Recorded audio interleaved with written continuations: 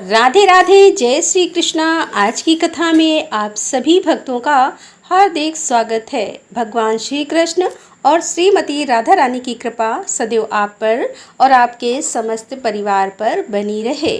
और अब भगवान श्री हरि विष्णु का ध्यान करके आज की पावन कथा का प्रारंभ करते हैं। और आज के अध्याय में आप सुनने वाले हैं वैशाख मास की अक्षय तृतीया और द्वादशी की महत्ता। द्वादशी के पुण्यदान से एक कुतिया का उद्धार किस प्रकार से होता है, यह अगर आप जानना चाहते हैं तो वीडियो को अंत तक जरूर देखिए। श्रुतदेव जी कहते हैं कि जो मनुष्य अक्षय तृतीया को सूर्योदय काल में प्रातः काल स्नान करते हैं और भगवान विष्णु की पूजा करके कथा सुनते हैं, वे मोक्ष के भागी होते हैं। और जो उस दिन श्री मधुसूदन की प्रसन्नता के लिए दान करते हैं, उनका वह पुण्य कर्म भगवान की आज्ञा से अक्षय फल देता है, अर्थात जन्म जन्मांतर तक आपको उसका पुण्य फल प्राप्त होता है। वैशाख मास की पवित्र तिथियों में शुक्ल पक्ष की द्वादशी तिथि समस्त पाप राशि का विनाश करने वाली है। शुक्ल द्वादशी को योग्य पात्र के लिए जो अन्न दान दिया जाता है, उसके एक एक दाने में कोटि कोटि ब्राह्मण भोजन का पुण्य होता है। शुक्ल पक्ष की एकादशी तिथि में जो भगवान विष्णु की प्रसन्नता के लिए जागरण करता है, वह जीवन मुक्त होता है। और जो वैशाख की द्वादशी तिथि को तुलसी के कोमल दलों से भगवान विष्णु की पूजा करता है, वह समूचे कुल का उद्धार करके वैकुंठ लोक का अधिपति होता है। जो मनुष्य त्रयोदशी तिथि को दूध, दही, शक्कर, घी और शुद्ध मधु इन 5 द्रव्यों से भगवान विष्णु की प्रसन्नता के लिए उनकी पूजा करता है, तथा जो पंचामृत से भक्ति पूर्वक श्री हरि विष्णु को स्नान कराता है, वह संपूर्ण कुल का उद्धार करके भगवान विष्णु के लोक में प्रतिष्ठित होता है। जो सायक काल में भगवान विष्णु की प्रसन्नता के लिए शरबत देता है, वह अपने पुराने पाप को शीघ्र ही त्याग देता है। और वैशाख मास की शुक्ल पक्ष की द्वादशी तिथि में मनुष्य जो कुछ भी पुण्य करता है, वह अक्षय फल देने वाला होता है। प्राचीन काल में कश्मीर देश में देवव्रत नाम के एक ब्राह्मण थे। उनके सुंदर रूप वाली एक कन्या थी जो मालिनी के नाम से प्रसिद्ध थी। ब्राह्मण ने उस कन्या का विवाह सत्यशील नाम के बुद्धिमान द्वेष से साथ कर दिया, लेकिन मालिनी कुमार पर चलने वाली पुस्तली होकर स्वच्छंदता पूर्वक इधर उधर रहने लगी। वह केवल आभूषण धारण करने के लिए ही पति का जीवन चाहती थी। उसकी हितैषणी नहीं थी। उसके घर में कामकाज करने के बहाने उपपति रहा करता था। सभी जाति के मनुष्य जार के रूप में उसके यहाँ ठहरते थे। वह कभी पति की आज्ञा का पालन करने में तत्पर नहीं हुई। इसी दोष से उसके सब अंगों में कीड़े पड़ गए, जो काल अंतक और यम की भांति उसकी हड्डियों को भी छेद डालते थे।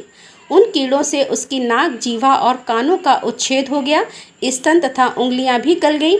उसमें पंगुता भी आ गई। इन सब क्लेशों से मृत्यु को प्राप्त होकर वह नरक की यातनाएं भोगने लगी। 1 लाख वर्षों तक वह तांबे के भाड़ में रखकर जलाई गई। 100 बार उसे कुत्ते की योनि में जन्म लेना पड़ा। तत्पश्चात सोविर देश में पदम बंधु नामक ब्राह्मण के घर में वह अनेकों दुखों से घिरी हुई कुतिया हुई। उस समय भी उसके कान, नाक, पूंछ और पैर कटे हुए थे। उसके सिर में कीड़े पड़ गए थे और योनि में भी कीड़े भरे रहते थे। हे राजन, इस प्रकार 30 वर्ष व्यतीत हो गए। एक दिन वैशाख मास के शुक्ल पक्ष की द्वादशी तिथि को पदम बंधु का पुत्र नदी में स्नान करके पवित्र होकर भीगे वस्त्रों से घर आया। उसने तुलसी की वेदी के पास जाकर अपने पैर धोए। देव योग से वह कुतिया वेदी के नीचे सोई हुई थी। सूर्योदय से पहले का समय था। ब्राह्मण कुमार के चरणोदक से वह नहा गई और तत्काल उसके सारे पाप नष्ट हो गए। फिर तो उसी क्षण उसे अपने पूर्व जन्मों का स्मरण हो आया। पहले के कर्मों की याद आने से वह कुतिया तपस्वी के पास जाकर दीनतापूर्वक पुकारने लगी कि हे मुनि, आप हमारी रक्षा करें। उसने पदम बंधु मुनि के पुत्र से अपने पूर्व जन्म के दुराचार पूर्ण वृतांत सुनाए और यह भी कहा कि हे ब्राह्मण, जो कोई भी दूसरी युवती पति के ऊपर वशीकरण का प्रयोग करती है, वह दुराचारणी मेरी ही तरह तांबे के पात्र में पकाई जाती है। पति स्वामी है, पति गुरु है और पति ही उत्तम देवता है। साध्वी स्त्री उस पति का अपराध करके कैसे सुख पा सकती है? पति का अपराध करने वाली स्त्री सैकड़ों बार त्रियक योनि अर्थात पशु पक्षियों की योनि में और अरबों बार कीड़े की योनि में जन्म लेती है। इसीलिए स्त्रियों को सदैव अपने पति की आज्ञा का पालन करना चाहिए।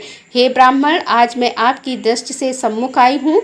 यदि आप मेरा उद्धार नहीं करेंगे तो पुनः मुझे इसी यातनापूर्ण घृणित योनि का दर्शन करना पड़ेगा। अतः हे विप्रवर, मुझ पापचारिणी को वैशाख शुक्ल पक्ष में अपना पुण्य प्रदान करके उबार लीजिए।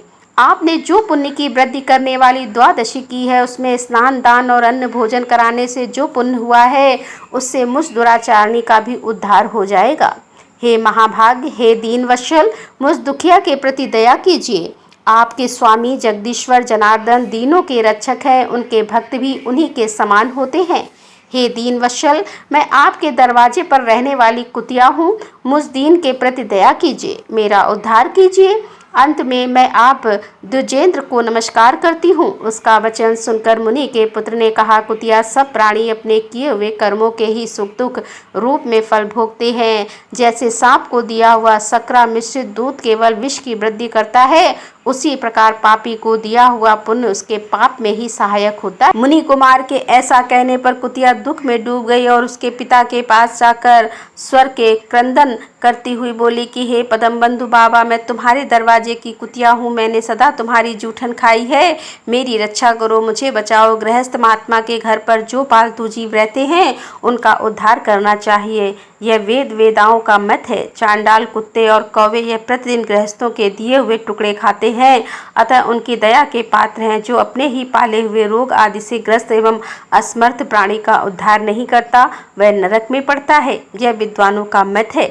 संसार की सृष्टि करने वाले भगवान विष्णु एक को कर्ता मानाकर स्वयं की पत्नी, पुत्र आदि के व्याध से समस्त जंतुओं का पालन करते हैं, अतः अपने पोषवर की रक्षा करनी चाहिए, यह भगवान की आज्ञा है।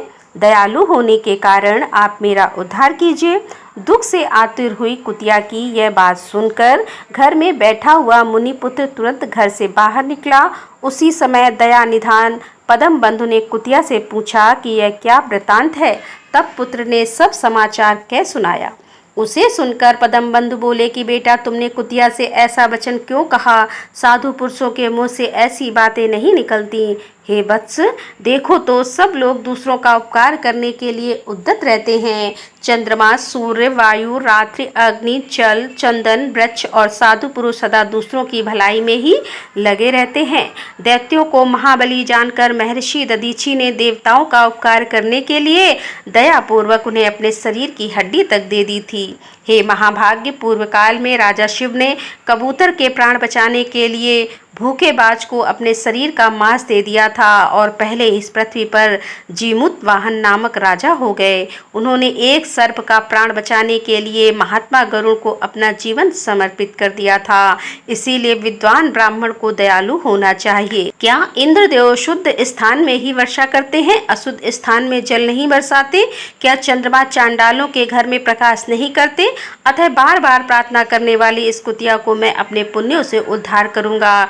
इस प्रकार पुत्र की मान्यता का निराकरण करके परम बुद्धिमान पदम बंधु ने संकल्प किया, हे कुतिया, ले, मैंने अपने द्वादशी का महापुण्य तुझे दे दिया। ब्राह्मण के इतना कहते ही कुतिया ने सहसा अपने प्राचीन शरीर का त्याग कर दिया और दिव्य देह धारण कर दिव्य वस्त्र आभूषणों से विभूषित होकर दसों दिशाओं को प्रकाशित करती हुई ब्राह्मण की आज्ञा लेकर स्वर्गलोक को चली गई और वहां महान सुखों का उपभोग करके इस पृथ्वी पर भगवान नर नारायण के अंश से उर्वशी नाम से प्रकट हुई।